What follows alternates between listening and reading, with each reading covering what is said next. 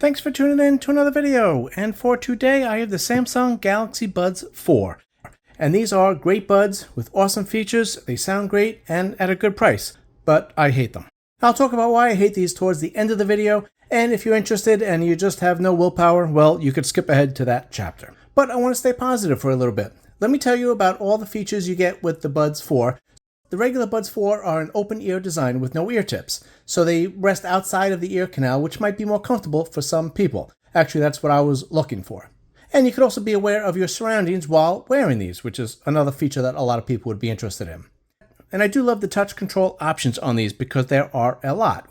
Now you do have the pinch feature, which there's a little indent here, I don't know if you could see that, and you could kind of feel it a little bit, but not all that much. But you just pinch at the bottom of this, and you could pinch once, pinch twice, or pinch 3 times, and then you could also do a pinch and hold. And the thing that I really like is that you have volume control. So you have a little thing here, you could just slide on this side.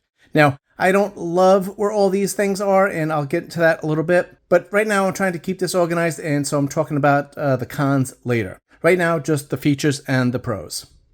And if you just go into the settings menu right here, I'm going to blur this out, but you got the Buds 4 right here, so it's in your settings menu, and you don't have to go to the separate gear app. I actually like it in the gear app. I don't like it right here, but again, I'm trying to stay positive, so let's keep going here. So let me click on this. Now, first off, I'm going to go through the app. It's pretty simple, but I'll show you all the features here, and I'll give you my opinion on most of these things and how good they work. But for right now, let's talk about earbud controls. So let's click on that. And again, there's some cons on this, but again, we're going to stay positive. So we do have the media controls here. I'll just click on this to show you. You got the pinch, the double pinch, triple, and swipe up and down for the volume control. And it's on just one side, you have all these features. So you can actually just wear one bud and you can control everything, which is a really nice thing. Then we got the pinch and hold. You don't have all that many options on here, but let's just click it. And this is what you have. You could switch the noise controls, the ambient noise canceling. You got the digital assistant, and you can see here. Now, I just wanted to show you the digital assistant. If you click on this little gear icon, you got this. Now you got Google and you got Amazon Alexa. And I'll show you the voice assistants in a minute, but you do get Bixby and Google. So you got 3 different assistants here, which is really nice. Again, these are triggered by the pinch and hold, and then the Bixby and Google you could activate with just your voice. So let me go back.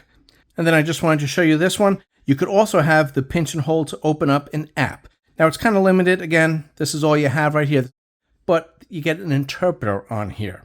Okay, so let me just quickly give you an idea of how this interpreter thing works. You're going to have your language over here and their language on this side of the screen, and you could just do it with reading, but you'll also hear the translation in your ear, which is really nice.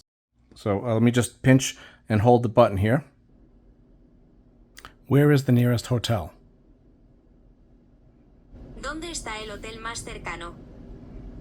So this is conversation mode where you speak one language and you get it on the other side, and you can change these languages if you'd like. But then also if you click on this little thing right here, you got the conversation mode, but then you also have listening mode. So listening mode would be really nice. You got the earbuds in, and maybe going on a tour, like a museum tour or something like that, in a foreign country, they're speaking in their language, and you could have it actively translating into your earbuds so you could hear what they're saying. So that would be, like I said, a really nice feature. So let's keep going. Let's go back. So this is, again, the pinch and hold. Let's get out of that. And of course, you could answer and decline the calls right here, but you could just activate it or turn it off. There is also head gestures on here that can answer and end the phone call, and I'll get into that in just a little bit. But first, we're going to get out of here, and we're going to just show you the top part here. Now, you got the batteries, and if I took out the other bud, because they're equal, they're about the same, so it's only going to show you one. If one was at like 60%, one was at 80%, you would get the 2 different percentages there. Now, this is our options. We got it off, ambient, adaptive, or noise cancellation. And the adaptive is really nice because it will flip back and forth between these. Now, you don't have any voice activation on these. Whoop, I forgot. We're going to try to stay positive. We're just going to talk about the features. I'll get into the cons in just a little bit. But, again, there's a couple other things I want to say about this, but we're going to just try to keep this together here. So I'm going to scroll down. We're going to go into voice controls. And again, this is where you got the Google Assistant or Gemini, and then the Bixby that you can use that. This is the assistants that are activated by your voice. So a lot of different options that you have for that. Of course, you want to hear about the sound quality. And these, they do sound really good. They do get plenty loud. There is a good separation. Sometimes it seems that the highs and lows are maybe just a little more prominent at the expense of the mids. But I mean, this was enjoyable to all the genres of music that I was listening to. I had no issues with this at all. There was a lot of detail in the music, so you could hear a lot of subtleties that maybe you missed, listening to it in the car and stuff like that. And the other thing is, you do get like a wide sound stage. It's kind of hard to describe, but it just like is a nice big full sound. So I have no complaint with the sounds on this. The only issue is the bass. You don't get as much bass on these because it's an open ear design. If you really want a lot of bass, these are not your earbuds because they're not in the ear canal. And without that noise isolation, it's very hard to get the bass really dramatic. If the fit is not quite right, again, the sound may not be as good, but there are some nice sound features here. So let me get into that. We're going to go into sound quality right here. We got this 360 audio. Let me just click on this. So this is what it is. It's a little gimmicky, and I used it for a little bit. It's okay. I usually like all the extra little gimmicks and, little features that they add. So I'm usually all about this stuff, but I turned this one off. So if I turned it off, it may not be that big of a feature for you, but it's nice to have that option. Let me get back out of here, and we're going to talk about the EQ, because this is actually, I think, a strong point of the Samsung Buds here. We got a 9-band EQ, and it's actually pretty functional. So if you do adjust this, you could hear it on the buds. On some buds, you adjust the EQ all the way up and down, and it doesn't make any difference. But on the Samsungs, it does make a difference. And you do have 6 preset ones right in here. Again, there's cons on this as well. I'll get into that in just a little bit. We're going to keep staying positive here. Okay, so let's get out of the EQ here. Then we got the boost to dialogue. You could just, read what that says. Loudness normalization. This one actually needs some explanation. So the app sound settings. So if you click on it, you get this. I got YouTube music in there. And it actually, I'm a little embarrassed to say, it took me actually a few minutes to figure this out. But you could adjust the settings on individual apps. So you have to get in the app that you want to adjust.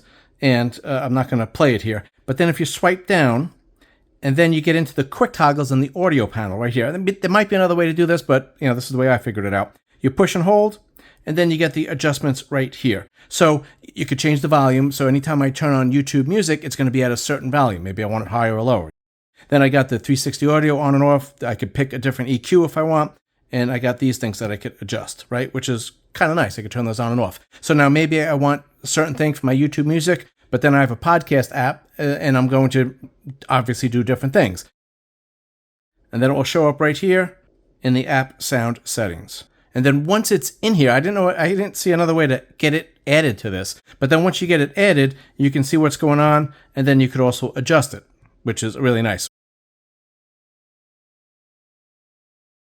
Okay, adjust the sound to fit. I really don't need to speak about that. There is a couple of things in the advanced quality options. So let's click on that. Now this is the UHQ, ultra high quality. Now as you can see here, this gets you enhanced audio quality up to 96 kilohertz. But this uses SSC, and what that stands for is the Samsung Scalable Codec. And spoiler alert, it only works with Samsung phones. You also do have this thing right here that will increase it from the previous buds, which is 8 kilohertz, to 16 kilohertz bandwidth. And that will make your calls sound better. But, I'm going to bring up the con now because just to keep it a little organized. But these two features here, and also the head tracking 360, all that stuff is only available if you have the buds connected to a Samsung phone. And I'll go into some of the other features that you lose out not having a Samsung phone in just a little bit. I like to think that my videos are very detailed and hopefully they give you a lot of useful information. And if you agree, please consider subscribing. I usually review smartwatches and I also do, earbuds and basically any gadget that I find interesting. If you're interested in kind of the deep dives that I do, please check out my channel and put a comment on here or what feature that you liked. I'd really appreciate it. So let's keep moving. I'm just going to go back and I'm going to get out of the sound quality and effects. And then manage connections. I'm going to talk about that in a little bit. That's actually a con. Let's talk about the advanced features. There's not too much to see here, but let me just show you. Because when I buy something, I like to know all the menus and all the submenus and all the features. And, I'm a little crazy like that. And hopefully I have a couple of crazy viewers who like all the details like I do. Let's keep moving here. We're going to have our notifications read out loud. You could turn that on and off, and you can have different options there. You can also customize it for different apps, which is nice. Then in-ear detection, so when you take these out, they stop playing, which is always nice. The neck stretch reminder, that's up to you if you want that or not. And then labs is just gaming mode. That's all. I don't know why that's in labs. It really kind of should be a standard thing, but okay, let's keep moving. And let me just show you what's in accessibility. Not too much to talk about here. The Buds4 Pro does give you a little bit more, but this is just an adjustment. You have a hearing deficit on one side, you could adjust this a little bit, and you could use the noise controls with just one earbud. So that's a nice feature that you could turn on and off. Okay, now a really good one is Find My Earbuds. So let me just show you some features on that. So I'm going to blur out the map here, but there is a map around here, and it will show you where your buds are on the map, which is, again, really nice. Not every bud can do that. Then you can ring it if you want. So let me click on this, and then you could do the left or the right. You don't have to do both, which is nice. But then also, if you click on this little icon, again, I got to blur all this out because it's got all my maps and information and all that stuff. So I'm going to just hit this more little icon right here. If the phone did not connect to the buds and it didn't know where they were, then you would get another little option here that says notify when found. So when one of the Samsung devices finds your buds, it will let you know so you don't have to keep rechecking it, basically. And then you also have the option here to notify when left behind. Then also, you could turn lost mode on and off. So let me just click on this. This is, so basically, you put it, you don't know where they are, right? You have no idea where these things are. You could put it into lost mode. And then if someone else finds your buds, even though you don't have anything written on here, they will get your information and it'll have the emergency contact info. So, just your basic information. And then they'd be able to contact you and say, how could I get these buds back to you? Or thanks for the buds, really appreciate it. How do I reset these? I don't know. I don't really trust strangers to return my stuff, but maybe they would. Who knows? Then also, again, you have to notify when found. That's right here. That was Find My Earbuds. So again, a lot more options than normal. Actually, almost like halfway done, maybe. So stay with me just a little longer. Diagnostics we don't need to talk about, but listen to Auracast. If you click on this, so basically this is going to find a broadcast, and then you could go ahead and listen to it. Now, what is Auracast? You can think of this as like public Bluetooth, basically. And this is a nice feature so that if you're at a gym or you're at a bar and there's like 10 TVs to watch and you just want to hear one of them, you would be able to see all the 10 TVs right here and you pick which one you want to listen to, and then you'd be listening to that TV through your buds. So the Buds 4 here is future-proof. It also does have Bluetooth 6.1, so that's the latest Bluetooth. So if you bought this, it would be good for several years. So that's a nice thing. Let's keep going. You can see if you need an update right there. About Buds, just give you some information about the serial number and stuff like that. The tips, this just gives you some information about that you can go through if you'd like. Okay, so one more thing I just want to show you for the features, and then I'm going to move into the cons and some other things. I don't know why a lot of the reviewers and even Samsung kind of call these like the entry-level buds. I mean, this is an open fit design, and the Buds 4 is not an open ear design, so it's like a whole different thing. So I don't know why, but usually on versions that Samsung deems cheaper, or the FE models and things like that, they take away the wireless charging, but it is here on the Buds 4, which is nice. If you are still deciding between the Buds 4 and the Buds 4 Pro, I will have a video about that. I'll have all the exact features that you get on the Buds 4 compared to the Buds 4 Pro and what the difference is. So if you can't decide, check out my channel for that video. Okay, so let's talk about the cons now. You waited long enough, right? I know you've been waiting patiently. So the thing I hate about these the most is the fit. These fit terribly for me. And I don't know what it is. And actually the Buds 3 Pro sort of fit terribly as well. And that's why I like the voice commands, because anytime I touch the stem on the Buds 3 Pro, they would kind of loosen up and get ready to come out. But these come out without even doing anything. I mean, if I go for like a light walk, they're popping out, and they fell out of my ears like a half dozen times when I'm picking them up off the floor. I mean, it was really bad. So I definitely could not wear these at the gym or going for a run or a bike ride or anything like that. They would be out in like 2 minutes, and I'd be spending half my workout picking them up off the floor. And of course, sanitizing them because I'm a little bit of a germaphobe. So these didn't work for me. If you're concerned about the fit on these, I'd recommend buying from a retailer that allows returns. And to keep in mind though, if these don't fit well in your ear, obviously they can fall out, but then also your sound may not be as good, your active noise cancellation won't be as good, so the fit is pretty important, I think. But let's keep going. Okay, so we're going to go back into the settings, and I don't know if it was on the screen before, but if the case is open, you'll get the battery percentage that's remaining, and if you close the case, that's going to go away, and you'll just see the buds. And if there's a big enough, I think it's 10% difference between the buds, you'll get the right and left different battery percentages. If they're close, then you just get one. Now, again, we're back in the app, but we're back in the settings, I should say, not the app, but we're talking about the cons. So this is where we left off with the cons, the manage connections. So let me click on that. So you could turn this on for audio, so your music or your calls, and then you got this seamless bud connection. And this is what I wanted to talk about, so if you click on this, The big problem with this is it's not true multi-point connection. It's called seamless connection, which is just a Samsung thing they made up. But with Samsung, you don't get true multi-point connection. You get multi-point connection only with Samsung devices. So if I have the Samsung tablet and other phones or a laptop, then this will work fine. But you still need to have the Samsung app on each of the devices that you're switching between, and you need to be logged into the same account. Every other Bud has the multi-point connection, but that's the limitation of the seamless connection that Samsung has. The other con is the ANC. It's right up here, but it's actually terrible. And it's not so much that the ANC is terrible, it's just, I think, the design. I mean, it's an open-ear design. There's only so much that the ANC can do. And sometimes I had the active noise cancellation on, and it really didn't even make a difference. And then the other thing is you don't have any levels of this. On other Samsung Buds and on the Samsung Buds4 Pro, you get levels, 5 levels of active noise cancellation and ambient sound, whereas this one, you just get this. If you want any kind of active noise cancellation, these are not your Buds. You need to get the Buds4 Pro. Now, another big con is that most of the advanced features that I've been talking to you about only work if the Buds are connected with a Samsung phone. So that's a very big con. Now, which features in particular? Get ready.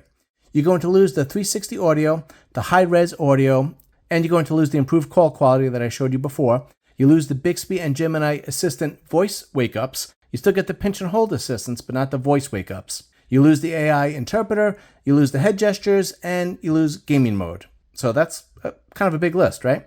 Now, the other thing is, I could not test the head gestures because they are not available on my Samsung phone yet, because the head gestures are only available if you have One UI, or the operating system, 8.5 or higher. At the time of this video, only the S26 has the One UI 8.5. So if you have anything else besides the S26, you don't get head gestures. So there's another con that I have. Let me get back into the EQ. This is something I spared you from before, but the EQs also do have a con. So let's get into it. You got the 6 presets. That's great. And, these all change pretty nicely. But the problem is the custom, you only have one. So I do this, and I could do, however I want. And that's how it's saved. I can't even put a name on it or anything like that. And I only get one. I can't have one for podcasts and one for rock. I'm just pointing all these little things out so you know what you're getting. So I hate to get too picky here, but I would have preferred to have the voice controls on this main blade. If this is in your ear, much easier just slide this up and down, I think, than trying to move it up and down in the front. Again, I'm being picky, but I'm trying to point out some things that maybe you didn't think about to help you make your decision. And there's also a con of the actual touch control options. So let me show you that. So we're back in the settings here. We're going to go to earbud controls. And again, I got my media controls, right? This is what I got. But this is it. The only thing I could adjust on this is turning it on or off. And if I turn it off, I lose everything here. It would have been nice if I could maybe have pinch to make the volume go up one, or triple pinch makes it shut off. Most other buds allow you to do a little more than this. This is just on and off. It's nice that it's all on one bud, but again, I would like to maybe have a little more customization on this. And again, you can't do that. This is actually a kind of a big con. You lose the voice controls that were available on the Buds3 Pro, and they're also available on the Buds4 Pro. And you can activate the assistants, which is nice. But if I just want the volume to go up or go to the next track on the Buds4 Pro, all I need to do is say next song, or volume up, or volume down, or stop music. But as of now, it's not on the Buds4, so that was a nice feature. And that was actually probably one of my favorite features of the Buds3 Pro that I've been using for a long time. So the other thing of the Buds 4 is the IP rating. It's only IP54, so that's kind of resistant to dust. Not great. And the 4 part of the IP rating is the water resistance. And this is really only good for like sweat and maybe light rain, but you definitely couldn't submerge these. And if they did get wet, they would get ruined. So a little bit higher on the IP rating would have been nice, just a little extra protection. The price on these is $180 in the United States, which actually is not too bad. This last con here is the fair battery life that you get. You do get 6 hours without the ANC and only 5 hours with the ANC on. So that's not all that great, honestly, if you're on a long flight or something like that. In the case, you do get 24 to 38 hours of total battery life, depending on if you have the ANC on or off, but still, that's not that great. So that's all I have. What do you guys think? Are you going to buy the Buds 4? Are you looking to buy the Buds 4 Pro? I'll have another video where I go into the differences between the regular Buds 4 and the Buds 4 Pro. So check out the description on my channel if you are interested in that. Thanks for watching, and I will see you on the next video.